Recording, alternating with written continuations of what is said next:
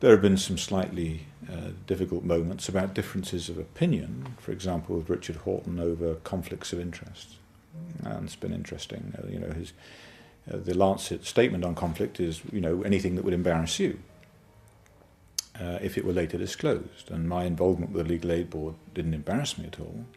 And it wasn't relevant, in my opinion, to disclose it in the Lancet paper because they didn't fund any of the Lancet paper. They funded a subsequent virological study, as was always intended. But it had been misrepresented in the media that they had funded the Lancet study and it wasn't disclosed.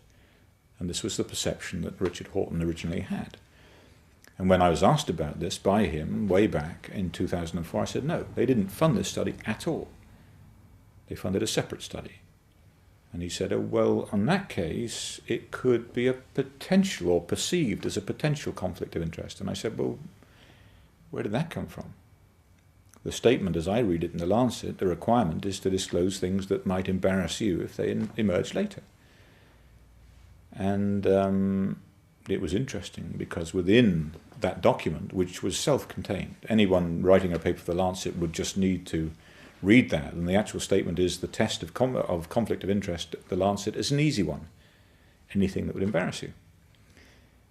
And so you don't go beyond that. It's a self-contained document. Why would you go any further? But there's a list, there's a website flagged up in there where you can go to that website, and there is a broader description of conflict of interest, which does include potential conflicts of interest or perceived conflicts of interest, which no one ever went to. Why would you do it? You've got it in front of you there. Now, there's a very, very big difference. Anything that would embarrass you is the active mood. Okay, it's what would embarrass me. So I can think, well, what would embarrass me? And I can make a decision about that. What others might perceive to be a conflict of interest is myriad. It goes on forever. You have to put yourself now in the third person and think, well, what might someone else, with their various views and biases, construe to be a conflict of interest? And that's massive. Where does that end? So that is a huge conceptual leap in terms of what you would disclose. And there was no formal way for doing it at the time. Now you have a document that you fill in the boxes saying, no shares, no this, no that. That's very straightforward.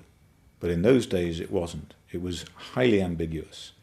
And it was always my intention, and always was disclosed, when there was direct funding for a study from a grant-giving body, or in this case the Legal Aid Board. And so in the viral study it was disclosed.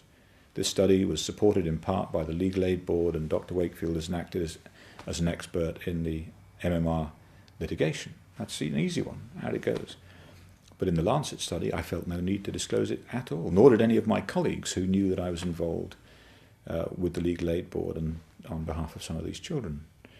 So that was a difficult moment, but it wasn't. It was a difference of opinion. He thought I should have disclosed it. I felt at the time that I didn't. Now, in retrospect, having seen this new document about perceived conflict, yeah, I can see that should have been disclosed, but there was no dishonesty, and he was good enough to say there was no intent to deceive. When Dr Wakefield was asked about it, he was entirely open, said yes, there was this grant.